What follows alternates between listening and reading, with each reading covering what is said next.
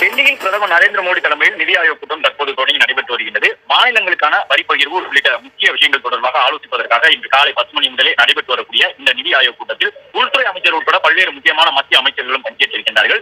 நிதி ஆயோக் கூட்டத்தினுடைய ஒரு அங்கமாக குழு புகைப்படம் சற்று முன்பாக எடுக்கப்பட்டது.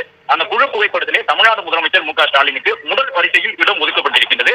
ஏற்கனவே தமிழக முதலமைச்சர் பிரதமரை சந்திப்பதற்காக நேரம் கேட்டிருந்த நிலையில் மாலை 4:30 மணி அளவில் தனிப்பட்ட முறையில் தமிழ்நாட்டினுடைய கோரிக்கைகள் தொடர்பாக தனியாக பிரதமரை சந்தித்து பேசுவதற்கான நேரமும் பாஜக தரப்பிலே பிரதமர் அலுவலகத்திலிருந்து தமிழ்நாடு முதலமைச்சருக்கும் வழங்கப்பட்டிருந்தது.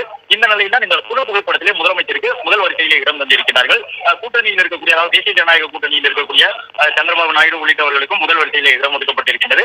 அதே போன்று தமிழக முதலமைச்சருக்கு முதல் வரிசையிலே இடம் ஒதுக்கப்பட்டிருக்கின்றது. இந்தியா கூட்டணியை சார்ந்த பல்வேறு மாநிலங்களின் முதலமைச்சர்கள் இந்த கூட்டத்தில் பங்கேற்கவில்லை என்றாலும் தமிழக முதலமைச்சர் பங்கேற்றிருக்கின்றார். அதன்படி பிரதமர் நிற்கின்றார், அவர் அருகே பாதுகாப்புத்துறை அமைச்சர், அவருக்கு அடுத்து நிதியமைச்சர் நிற்கின்றார். அதற்கு அடுத்த நிலையிலே உத்தரப்பிரதேச முதலமைச்சருக்கு முன்பாக தமிழ்நாடு முதலமைச்சருக்கு இடம் ஒதுக்கி